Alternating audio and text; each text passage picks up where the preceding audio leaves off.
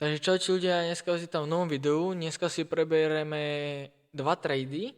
Jeden nevyšiel a druhým som to zachránil, takže ideme si to pozrieť. Jeden bol zo zlata. Nie na tomto, tu. Jeden bol zo zlata. Jeden trade som bral. Idem pozrieť do skupiny, že ktorý to bol. Aha, tu bolo.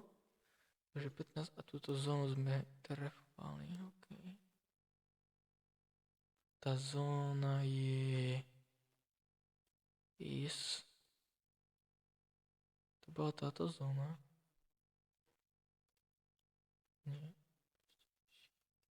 To supply zóna. Ako takto. Ešte nejako takto vyššie, nejako tak. Teraz neviem presne, kde to bolo. Nie, takto nejako. No sme to triafli sme to a ja som chcel, teda ja som zadal, niečo som chcel, na 15 minút na 5. Chcel som brať trade, aj som ho zobral a nevyšiel. Asi to bol sem, teda. Hej. A take profits. Take profits.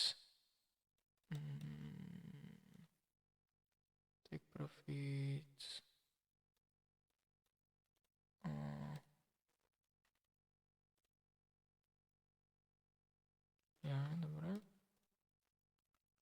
Už viem.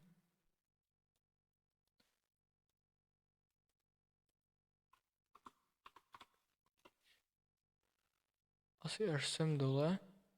CCA, no hej, sem. Asi hej. Takto mal vyzerať ten trade, nevyšiel, aj keď tu spravo hovadiny, ale OK. Ale aj tak by nevyšiel, lebo tu ešte chýbalo niečo.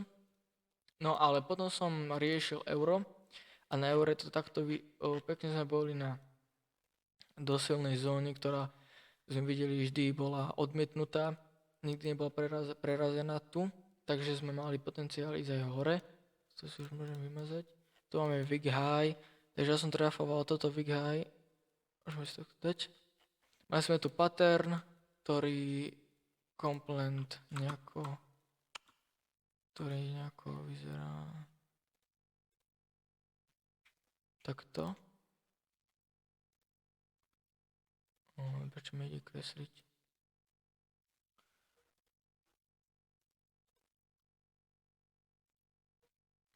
Počkajte.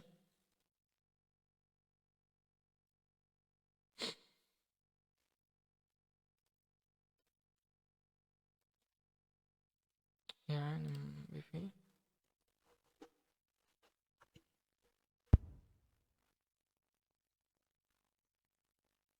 Dobre, už by to malo ísť.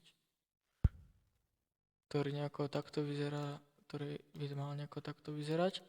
To znamená, že robí sa ten uhol nejako, potom príde sem a prerazí to a vy ste mali vstupovať na základe toho patterna niekde take profit a stop loss nejako takto, tu by bolo low a pri prerazení toho patternu. Takže ja som takto vstupoval, takže